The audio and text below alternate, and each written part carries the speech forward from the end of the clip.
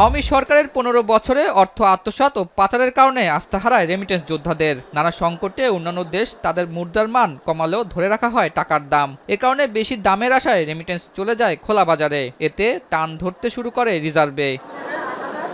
পরে ডলার ও রিজার্ভ সংকট কাটাতে ঋণ নেওয়া হয় আন্তর্জাতিক মুদ্রা তহবিলের কাছ থেকে। আর এই জন্য ডলার মূল্যবৃদ্ধি সহ মানতে হয় বেশ কিছু শর্ত। তাই বাধ্য হয়েই বাড়ে ব্যাংক খাতে ডলারের দাম, সাথে অতিরিক্ত প্রণোদনা দেওয়া হয় প্রবাসীদের। এতে কিছুটা ঘুরে দাঁড়ায় রেমিটেন্স আয়। বাংলাদেশ ব্যাংকের একের পর এক সিদ্ধান্তে ২০২৩-এর শেষের দিক থেকে রেমিটেন্স প্রায় $২০০ কোটি আসতে শুরু করে। কিন্তু সেই প্রবাহ জুলাই ছাত্র আন্দোলন শুরু হলে মাথা থুবড়ে পড়ে। ছাত্র জনতার উপর নির্বিচারে গুলি চালিয়ে হত্যাতে ক্ষুব্ধ হয়ে ঘোষণা দিয়ে রেমিটেন্স পাঠানো বন্ধ করে প্রবাসীরা। এতে জুলাই-আগস্ট মাসে এ আয় অনেকটাই কমে যায়।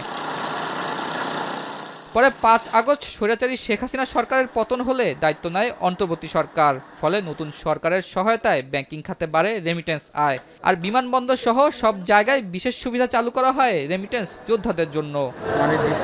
এরই ধারাবাহিকতায় এবার নতুন রেকর্ড গড়ল রেমিটেন্স। ডিসেম্বরের শেষে ব্যাংকিং খাতে আয় এসেছে $২৬৪ কোটি, যা ১২৩ টাকা প্রতি ডলার ধরে প্রায় ৩২,৫০০ কোটি টাকা। গত ৬ বছরের মধ্যে সর্বোচ্চ আয়।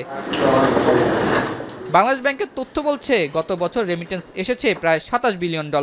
আর এই আয় ২০২৩ সালে ছিল প্রায় $২২ বিলিয়ন।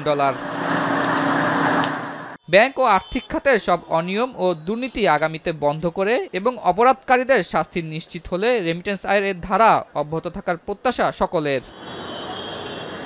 আতাউর নিয়ন, এখন, ঢাকা। একনল হ্যান্ড ওয়াশ ১০০% প্যারাবেন ফ্রি, তাই নিরাপদ হাতের জন্য আস্থা রাখুন একনলে।